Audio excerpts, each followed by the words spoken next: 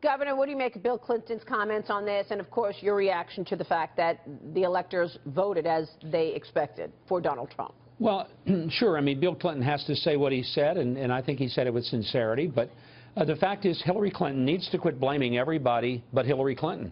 You know, the other day I said that Hillary Clinton, instead of spending millions of dollars trying to figure out what went wrong, spend $4, go to Walgreens, buy a little mirror, look in it, and she can figure out why she lost. She didn't do the things she had to do to connect to voters, and as a result, she spent twice what Donald Trump spent, but it didn't deliver her the American vote because people didn't trust her. And, you know, I'm hearing it was Comey, it was, you know, it was the Electoral College, it was Russia, it was everything but Hillary. And look, I've been a candidate. When you win, everybody else gets the credit, and they should. When you lose, suck it up and accept it. You know, you just weren't the best candidate you needed to be, and it just didn't bring the magic. And I think that at some point, people have to accept that we have elections, they have results, and they don't always turn out like they want. Yeah. Some of my elections haven't turned out that way. You know, the Democrats who keep saying, well, this wasn't fair, it wasn't right, she won the popular vote. Investors Daily did a great piece yesterday, and it revealed that the entire popular vote overage that Hillary had came from California. So my suggestion is, Hillary, if you really are so determined to be somebody and an elected official, go to California, run for governor in 2018, because they love you there, and you'll win in a landslide.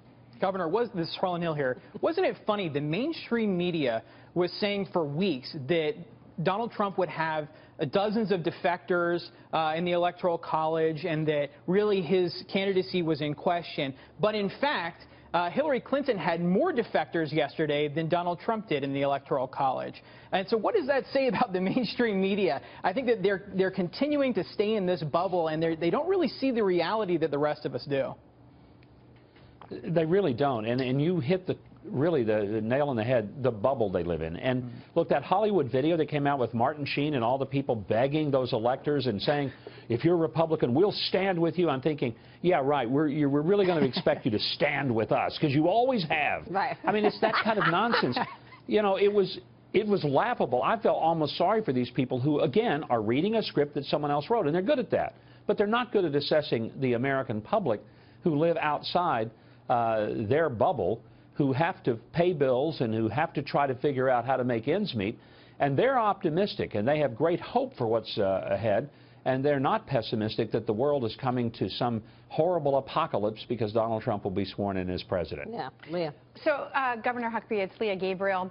You know, we're seeing President-elect Trump start to fill his cabinet, but we still haven't heard decision for VA Secretary. And I wanted to ask you this because you talk about trust, and a lot of veterans got behind Donald Trump during his campaign and are very much anticipating who he will select as VA Secretary. You know, I think it's really important that that person has congressional experience, that that person's run a major enterprise, and I mean outside the military, and that the person is a veteran. A lot of veterans are sort of grouping behind the current Secretary of the VA, who's a West Point grad, former CEO of Procter & Gamble. What are your thoughts now on how quickly that selection needs to be made, and the possibility of keeping the current VA Secretary? Leah, it's a great point. And the fact is that Donald Trump has not named the VA Secretary should not make veterans feel unhappy. It should make them feel happy that he didn't just rush to throw somebody in the slot and say, here's somebody who supported me, I'm going to put him in there. I think this is important. I think it's because he does take this job very seriously. And frankly, you know, it may be that Bob McDonnell is the right guy to stay. You're right, he has great experience, both military and amazing corporate experience in running something that is just behemoth, Procter & Gamble, and doing it very well. But let me tell you what anybody needs if they're going to be the VA Secretary. They need congressional authority to fire people. They have to be able to hold people accountable. What a lot of people don't understand, they see these terrible things happen, nobody gets fired, and they don't understand that under the current civil service rules, it's very hard to fire a federal employee. It's really tough. We need to make it so that an executive running something like the VA has a lot more power and authority to clean it up. Now, he has to be held accountable that he isn't just throwing people off the ship because of his personal vendetta. But if we don't do that, nobody's going to clean up the VA. Well, you know, Governor, Politico is reporting that Bill Clinton said Trump knows, quote, how to get angry white men to vote for him. This was an answer to a question during a spontaneous Q&A session with reporters earlier this month. well, white men voted for Donald Trump. I don't know about angry white men, but and white women. 53% of them actually voted for Donald Trump as well. What do you make of that of his response? Well, first of all, Donald Trump got more Hispanic votes than Mitt Romney. He got more African-American votes than Mitt Romney. So, you know, to say that somehow the only people who voted for Donald Trump are a bunch of angry white guys. Well, let me ask Bill Clinton this question. Why are those guys angry? What made them angry? Might it be that their jobs disappeared, their pensions were gone? Might it be that their wages have been stagnant and they can't afford to send their kids to college and their kids are living in the basement?